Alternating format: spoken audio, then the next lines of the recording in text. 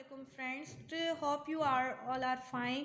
Today we will discuss first year physics chapter number 2 scalar and vector. First of all we discuss unit vector. First lecture में हमने discuss किया था scalar vector, equal vector, null vector. Today we will discuss topic unit vector. What is unit vector? The vector whose magnitude is equal to 1 is known as unit vector. Unit vector वो vector होता है जिसका magnitude क्या हो, equal हो 1 के. वो क्या कहलाता है? यूनिट वेक्टर कहलाता है. यूनिट वेक्टर की एक और डेफिनेशन है, the vector which is use to show the direction of another vector. वो वेक्टर जो शो करे दूसरे वेक्टर की डायरेक्शन को. यूनिट वेक्टर जो होता है वो क्या करता है? दूसरे वेक्टर की डायरेक्शन को शो करता है, या फिर दूसरे वेक्टर की डायरेक्शन को शो करने के लिए काम आता है. सो फ्रेंड, यूनिट वेक्टर का फॉर्मूला होता है, यूनिट वेक्टर को मालूम करने का तरीका होता है वेक्टर डिवाइडेड बाय मैग्नीट्यूड. हम वेक्टर को डिवाइड करेंगे इसके मैग्नीट्यूड से, तो हमारे पास क्या आ जाएगा? Unit vector. यहाँ पर ये वाला ए जो है ये वेक्टर को शो कर रहा है, रिप्रेजेंट कर रहा है, और ये वाला मैग्नीट्यूड को, और ये क्या है? यूनिट वेक्टर है. अगर हम वेक्टर और मैग्नीट्यूड को आपस में डिवाइड करेंगे तो हमारे पास क्या आ जाता है? यूनिट वेक्टर आ जाता है. हम हमेशा यूनिट वेक्टर को रिप्रेजेंट करते हैं स्मॉल अल्फ़ाबेट से. यूनिट वेक्टर के ऊपर एरो नहीं होता बल्कि कैप होता है जो रिप्रेजेंट करता है यूनिट वेक्टर को.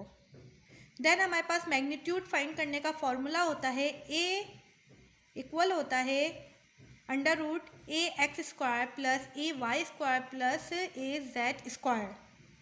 फॉर एग्जाम्पल हम डायग्राम की मदद से यूनिट वेक्टर को समझने की कोशिश करते हैं. हमने क्या किया? 3 वेक्टर लिए, 3 प्लेन लिए, एक एक्स एक्सिस, एक वाई एक्सिस और एक जेड एक्सिस. एक्स एक्सिस को हमने रिप्रेजेंट किया स्मॉल आई से, जिसके ऊपर क्या है? कैप, जो रिप्रेजेंट करता है यूनिट वेक्टर को. देन हमारे पास है वाई एक्सिस जिसको हमने रिप्रेजेंट किया जे से, जिसके ऊपर क्या है? कैप. देन जेड एक्सिस जिसके ऊपर क्या है? स्मॉल के ऊपर क्या है? कैप, जो रिप्रेजेंट करता है यूनिट वेक्टर को. I, j and k are the unit vector along x, y and z axis representatively. For example हमारे पास वेलोसिटी है 20 मीटर पर सेकेंड.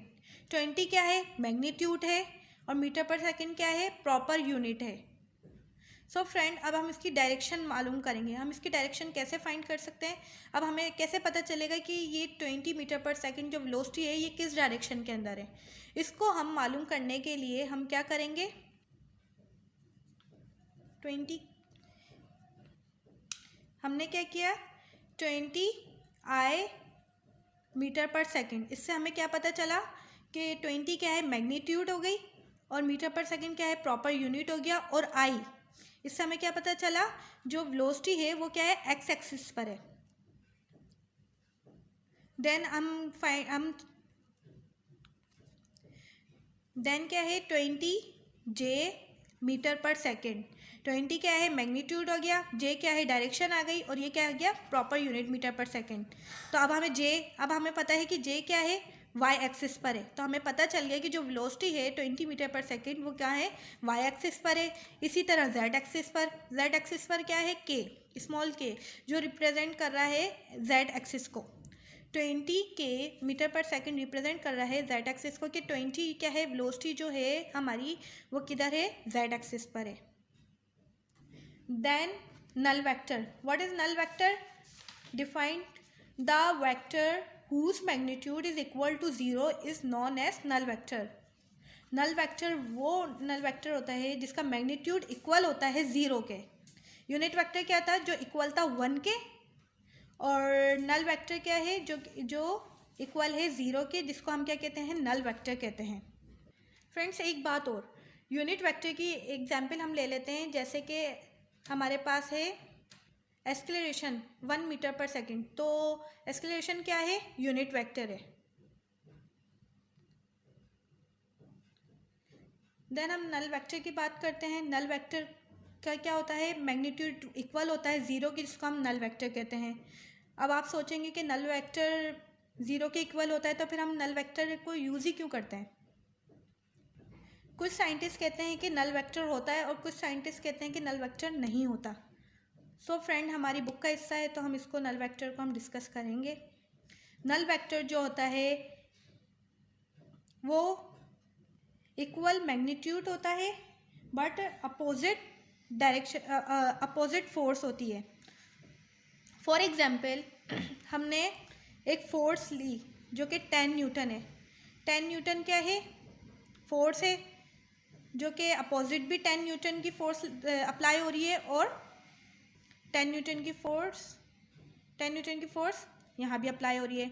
अब देखें फ्रेंड्स, 10 न्यूटन की फोर्स अब यहाँ से अप्लाई करेंगे हम और यहाँ से अप्लाई करेंगे, दोनों क्या हो रहे हैं, कैंसिल आउट हो रहे हैं। तो हमारे पास क्या आ रहा है, नल वेक्टर आ रहा है।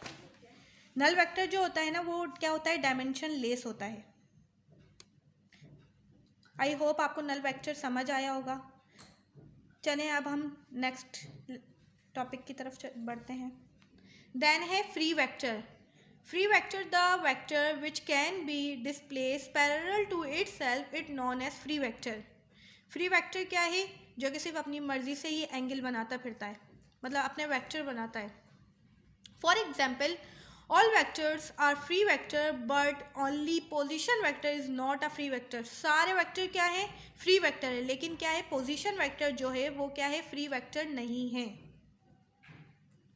हमने क्या किया, एक प्लेन लिया along x axis, y axis and z axis, जिसके ऊपर क्या हो रहे हैं, फ्री वेक्टर बन रहे हैं।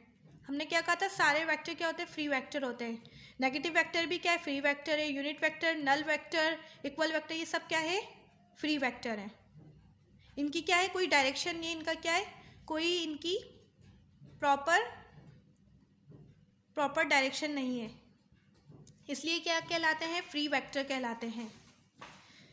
अब पोजीशन वेक्टर, नेक्स्ट टॉपिक है पोजीशन वेक्टर। पोजीशन वेक्टर कौन से वेक्टर होते हैं, the vector which can be show the position origin of the vector is known as position vector.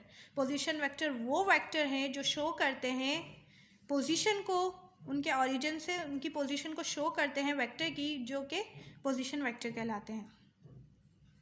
Position vector का फॉर्मूला होता है R is equal to XI plus YJ plus ZK।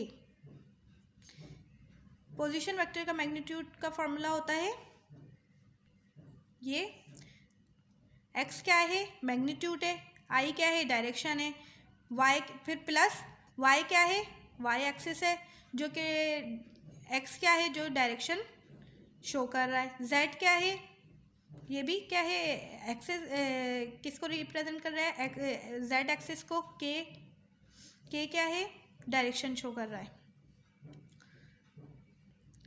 हमने क्या किया, एक प्लेन के ऊपर X एक्सिस और Y एक्सिस के ऊपर हमने क्या किया, एक वेक्टर ड्रॉ किया जो रिप्रेजेंट कर रहा है पोजीशन वेक्टर को, क्योंकि ये क्या है, अपने ओरिजिन से पास आउट हो रहा है, जिससे हमें पता चल रहा है कि ये क्या है, पोजीशन वेक्टर है। इसकी हम क्या कर सकते हैं,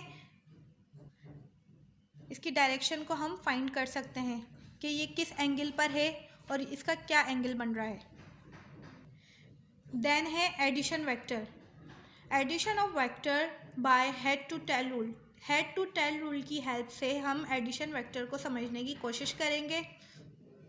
हमने क्या किया, दो वेक्टर लिए, एक ए वेक्टर और एक बी वेक्टर। दोनों वेक्टर को क्या करना है, हमें ऐड करना है। ये जो ए वेक्टर है, इसका ये क्या है, टेल, और ये क्या है, हेड।